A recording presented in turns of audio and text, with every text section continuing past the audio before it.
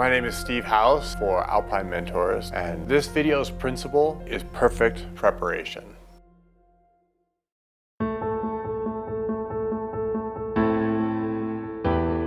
Perfect preparation means setting yourself up for a safe, successful climb every time. These routes are big and they're serious and the risks are very real. And perfect preparation stacks the odds in your favor in a very real way. One experience of mine that exemplifies the principle of perfect preparation was climbing the north face of North Twin in 2004 with Marco Prezel. We spent 6 weeks trying to understand the conditions, to try to get everything into one pack because the leader couldn't climb with the backpack. Climbing was simply too hard. It's super remote, it's super technical, and it's just a really complicated face on par with a Himalayan wall. On North Twin, our preparation was tested. While putting dry socks on, I dropped the outer shell of one of my boots. So I had to climb the final day with only an inner boot, which meant I couldn't use a crampon. And then I had to create a new navigation plan over the glacier. The level of preparation that we had for things that we couldn't have anticipated happening, like me dropping my boot. That's a big reason that I think that we were able to both survive. Our principle is perfect preparation, but for that to be meaningful, we have to unpack that term. And the first part of that is understanding your motivations, understanding why you're there, why you want to go there.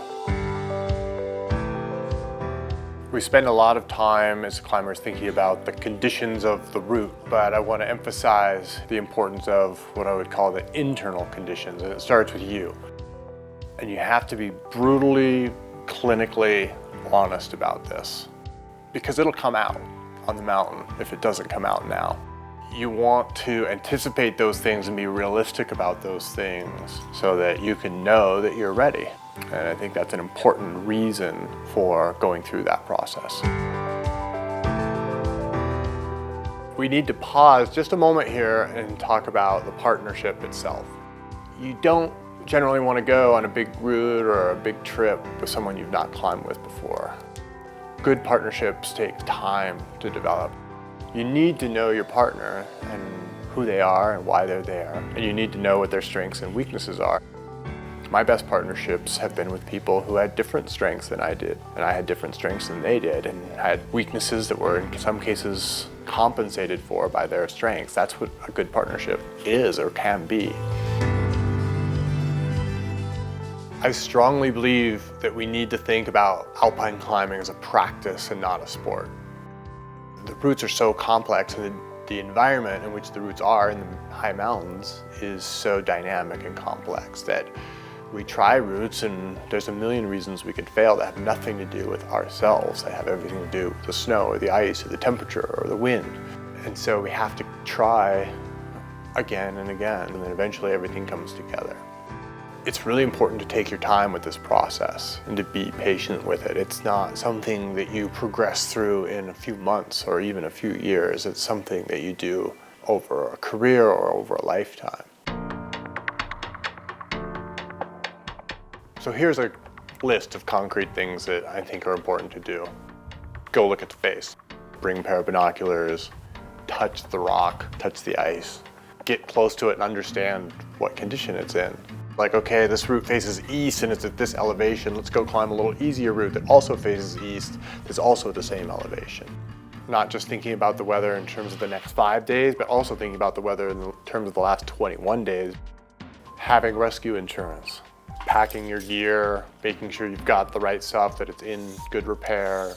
Studying photos of the face and using that as a way of discussing with my partner, what do we know about this route and what don't we know? Check in with somebody knows where you are, whether it's at least friends or the climbing rangers or the park wardens. I believe that it's now our responsibility as climbers to carry emergency communications equipment with us. And one of the most important things, especially on the descent, having a really good navigation plan. I routinely carry a map, a compass, an altimeter, and a GPS, and extra batteries. Part of what draws us out there is the chance to engage with the unknown, but we need to be cognizant of what the unknown is and go one level deeper and be able to explain why we think we know that. Why do we think we know that that slope is safe to cross or that ice is well bonded to the wall? Because that gives you the confidence to deal with all kinds of unexpected situations. We're gonna run into situations that we didn't anticipate, dropped boots, for example. Having confidence that you can deploy a big toolbox of technical skills is important. This has been the principle of perfect preparation with Alpine Mentors. Please join the conversation either through the comments below or the Alpine Mentors Facebook page or emailing us at climb@alpinementors.org. Look forward to seeing you in the next episode.